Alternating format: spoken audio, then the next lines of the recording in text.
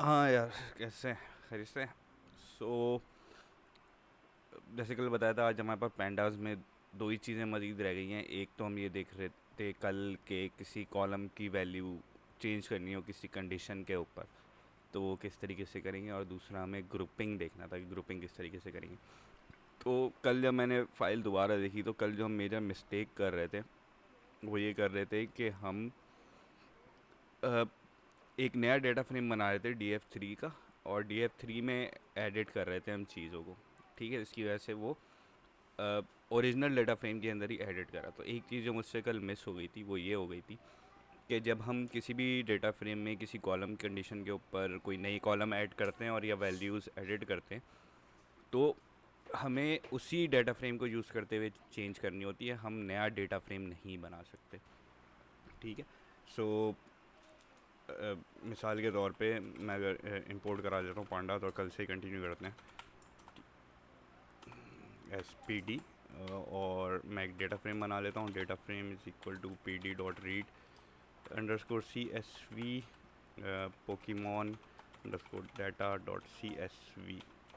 ठीक। और इस डाटा फ्रेम को देख लेते हैं। सो कल हम क्या मिस्टेक कर रहे थे, या मैं कल क्या मिस्टेक कर रहा था। कल मैं मिस्टेक ये कर रहा था कि मैं एक यहाँ पे एक नया डेटा फ्रेम बना रहा था DF1, और फिर मैं कर रहा था DF लॉक चेंजेस जो भी मुझे करनी थी। हमने कल कंडीशन ली थी कि लेट सपोज यहाँ पे हम HP ले लेते हैं। HP इज़ ग्रेटर देन 60, और उसके बाद एक नया कॉलम ऐड करूँ स्टेटस का, और स्टेटस में लिख दो हाई पावर। ठीक है, कल हम यही करने की कोशिश कर रहे थे। राइट। सो अब होगा क्या, जब मैं ये रन करूँगा इसको। ठीक है, एक तो ये पैरामीटर मिसिंग आ रहे हैं मेरे पास। खैर, पैरामीटर हम कहाँ पे ले रहे थे, सॉरी, हम यहाँ पे ले रहे थे। हमें यहाँ पे दोबारा इसको DF बताना होगा। ठीक है जी। सो अब ये चल जाएगा।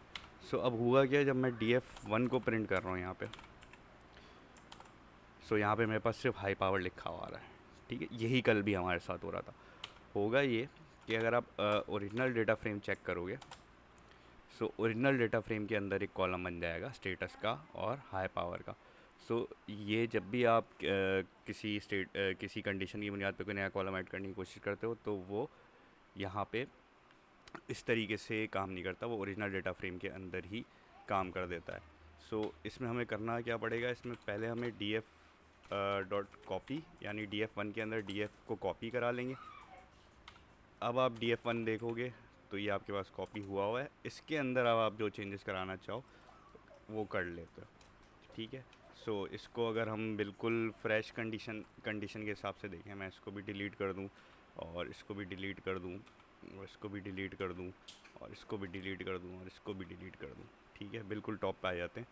सो हम दोबारा देखते हैं कि अगर हमें नए डेटा फ्रेम के अंदर मतलब ओरिजिनल डेटा फ्रेम को हम ना छेड़ें, और नए डेटा फ्रेम के अंदर अगर हमें एक कॉलम ऐड करना है, तो सबसे पहले हमें डेटा फ्रेम की कॉपी करनी पड़ेगी। सो DF डॉट कॉपी। ठीक है, अब मेरे पास DF1 बन गया। ठीक है। सो नाउ अब मैं इस DF1 के अंदर जो भी मुझे चेंजेस हैं वो मैं करा सकता हूँ। DF1 dot lock, DF1 dot lock के बाद ये आएगा। उसके बाद DF का कॉलम हम बता दें कि यार HP अगर ग्रेटर हो 60 से, सो एक कॉलम ऐड करो स्टेटस का, और उसमें लिख दो हाई पावर। ठीक। सो इसको रन करेंगे, और अब मैं अगर DF1 देखूँगा तो अब मेरे पास DF1 में स्टेटस का कॉलम ऐड हुआ हुआ होगा। और जबकि मैं ओरिजिनल DF देखता हूँ या ओरिजिनल डेटा फ्रेम देखता हूँ, तो ओरिजिनल डेटा फ्रेम में DF का कॉलम ऐड नहीं हुआ हुआ होगा। सो अगर आपने ओरिजिनल डेटा सेट की कॉपी बनानी है और फिर कुछ कॉलम ऐड करना हो, तो पहले कॉपी बनेगी फिर ऐड होगा। ठीक है, अगर आप डायरेक्ट ऐड कर दोगे तो वो ओरिजिनल डेटा फ्रेम में चेंज कर देगा। ये एक चीज़ है जो हमसे कल मेरे से कल मिस हो रही थी। सो इसको सही तरीका ये है करने का। सो इसको ट्राई करके देख लें, आपके पास भी इसी तरीके से हो रहा है।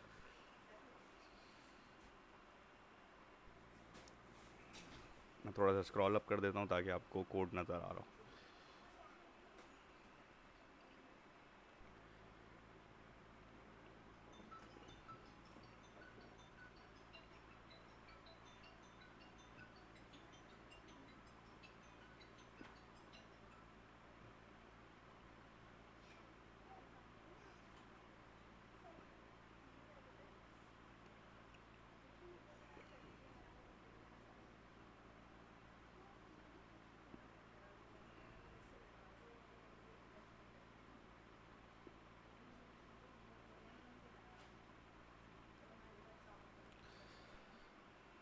सो आई होप ये आपसे हो गया होगा। अब हम ग्रुपिंग देख लेते हैं। ग्रुपिंग क्या करता है? ग्रुपिंग आपके डेटा को समराइज कर देता है। मतलब आप ग्रुप करके वैल्यूज़ का सम देखना चाहते हो तो देख सकते हो। जैसे मैं अगर देखना चाहूँ कि यार यहाँ टाइप 1 के टोटल कितने पोकेमॉन्स हैं, टाइप 1 में ग्रास के कितने पोकेमॉन्स हैं, और मेरे पास फायर के कितने पोकेमॉन्स हैं, साइकिक के कितने पोकेमॉन्स हैं, तो ये भी देख सकता हूँ। मैं देखना चाहूँगा यार इनकी मीन वैल्यूज़ क्या हैं। ठीक है। सो लेट सपोज कि मैं देखना चाहता हूँ किस टाइप के कितने पोकेमॉन्स हैं। तो इसके लिए जो मेथड यूज़ होता है वो कहलाता है D F dot group by. ठीक है। ग्रुप बाय में आप इसको पहले टपल पास करते हो, टपल में आप इसको बताओगे किस कॉलम से ग्रुप बाय करें। सो मैंने कहा टाइप 1 से ग्रुप बाय कर दो। ठीक। सो मैंने कहा टाइप 1 से ग्रुप बाय कर दो। उसके बाद ये करेगा क्या, जितनी भी मेरे पास न्यूमेरिकल वैल्यूज़ होंगी उनके ऊपर कोई मैथमेटिकल फंक्शन लगा के आपको समरी रिजल्ट दिखाएगा। ठीक है। तो फिलहाल मैं सम करके देखता हूँ सम से क्या होता है। ठीक है। सो ये मेरे ग्रुप बाय आ गए टोटल। ठीक है। और ये मेरे पास इंडेक्स का समय, ये एचपी का समय, या अटैक का समय, ये डिफेंस का समय, एट्सेट्रा, और ये जनरेशन के समय। सो मैं यहाँ अगर देखूँ तो जनरेशन मेरे पास 1 2 1 2 1 2 1 2 आ रहा था। तो ये जनरेशन का जो कॉलम होगा वो मुझे काउंट बता रहा है। ठीक है। सो बग टाइप के 222 हैं, इसमें ज़ीरो लेजेंडरी हैं। डार्क टाइप के 125 हैं, इसमें ज़ीरो लेजेंडरी है। सो इस तरीके से आप जो है वो वैल्यूज़ को समेशन कर सकते हो ग्रुप पे। एक और काम करते हैं, असेंडिंग करके देखते हैं। सो असेंडिंग का यहाँ पे नहीं ले रहा। मीन अगर आप लेते हो तो मीन के अंदर ये असेंडिंग ले लेता है। ठीक है। सो अगेन सॉरी, अब मुझे अगर असेंडिंग करना है तो मैं इसको सॉर्ट वैल्यूज़ तो बताऊँ पहले कि मुझे किस हिसाब से असेंडिंग करना है। सो सॉर्ट सम पे मेरा क्या आया था, ये आया था। सो मुझे जनरेशन के कॉलम को असेंडिंग में देखना है ताकि देखने में आसानी हो। तो सॉर्ट अंडरस्कोर वैल्यूज़, और इसको मैं दूंगा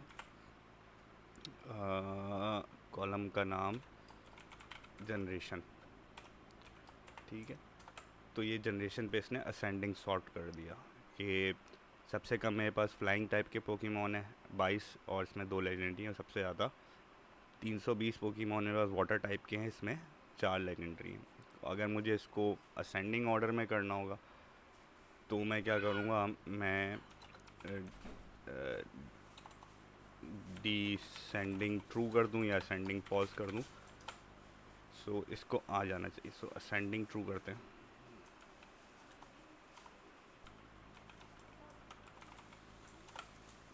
सो मैंने असेंडिंग ट्रू करा, अब मैं असेंडिंग फॉल्स करता हूँ तो ये इसका अपोजिट हो जाना चाहिए। सो मैंने असेंडिंग फॉल्स कर तो इसने डिसेंडिंग ऑर्डर के अंदर सॉर्ट कर दिए।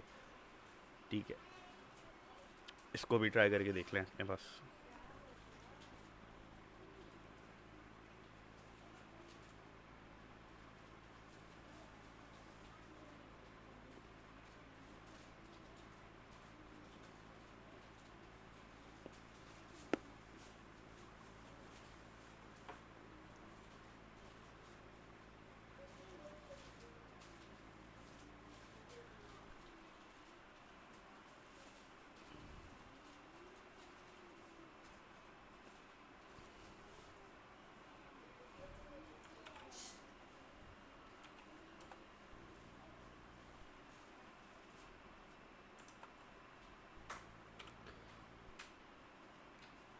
अच्छा, यहाँ पे सम का फंक्शन है, मैं सम की जगह कुछ और भी कर सकता हूँ।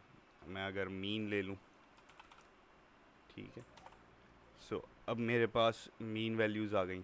सो इसमें मैं क्या देख सकता हूँ कि यार फ्लाइंग टाइप की जो H P mean H P average H P है वो 70.75 है, और इनका अटैक और डिफेंस इतना और इतना है। सो अगर मैं इसको जनरेशन की जगह एच पी कॉलम से सॉर्ट कर दूँ, थोड़ा थोड़ा डाटा एनालिसिस भी स्टार्ट करते हैं। अगर मैं इसको एच पी कॉलम से सॉर्ट कर दूँ, सो अब ये मुझे क्या दिखा रहा है, ठीक है, कि जिनकी एच पी ज़्यादा है उनका डिफेंस और अटैक भी ज़्यादा है, सिवाय एक एनॉमली आ रही है आपके पास, ठीक है।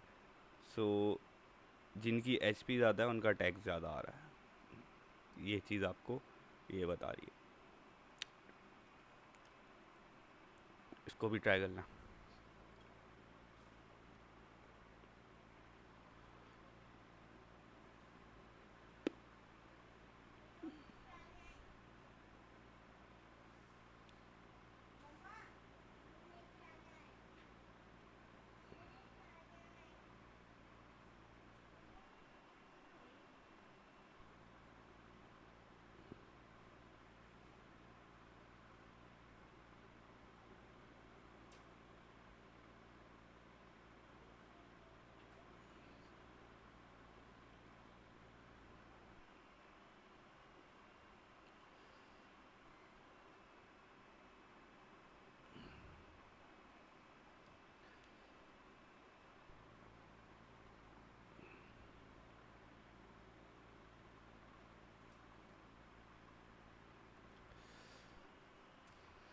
सो अगर हम अपना ओरिजिनल डेटा फ्रेम देखें तो मेरे पास टाइप 1 और टाइप 2 भी आ रही थी, ठीक।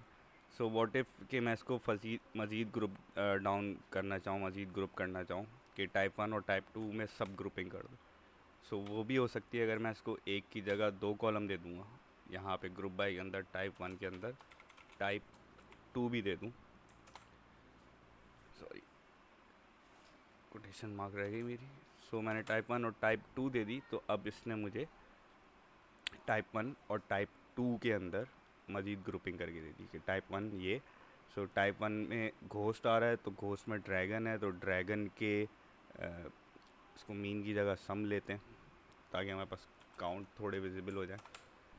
सो टाइप 1 नॉर्मल है, टाइप 2 में फ्लाइंग है, तो इसके 69 पोकीमॉन है।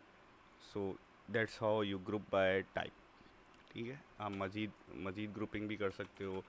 कोई और कॉलम है आपके पास तो आप कोई और कॉलम ले लो, और जितने लेवल्स पे चाहो आप इसकी ग्रुपिंग कर सकते हो। So this is group by function. और इससे पहले हमने एडिटिंग देख ली condition based. So that's all, इस पे हमारा डेटा फ्रेम कंप्लीट हो जाता है। अब मंडे और ट्यूसडे की क्लास में करेंगे क्या, मंडे की क्लास को एक डाटा सेट उठाएंगे, उसको कम्प्लीटली एनालाइज करेंगे तीनों लाइब्रेरी यूज़ करके, पैंडाज, नमपाई और मैटप्लॉटलिब।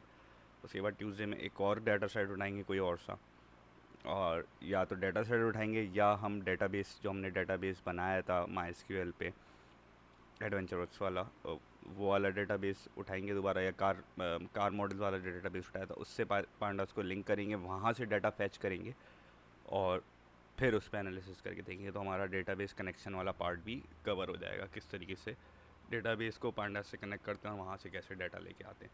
तो that will be for Tuesday. Monday पे हम नॉर्मली CSV, कोई भी एक CSV उठा लेंगे डाटा सेट की जो रियल वर्ल्ड से क्लोजली मिलती हो, और उसको एनालाइज करके देखेंगे, ठीक है। सो आज की क्लास शॉर्ट ही थी, इस तरह कल भी बताया था कि आज की क्लास शॉर्ट ही होगी, क्योंकि कल एक ही चीज़ रह गई थी, अपने मेजर तो कल कर लिया था, दैट इज़ ग्रुपिंग, वो आज हमने देख ली। सो कोई सवाल हो तो शूट कर दिएगा स्लैक पे, otherwise now I will see you guys on Monday. So thank you.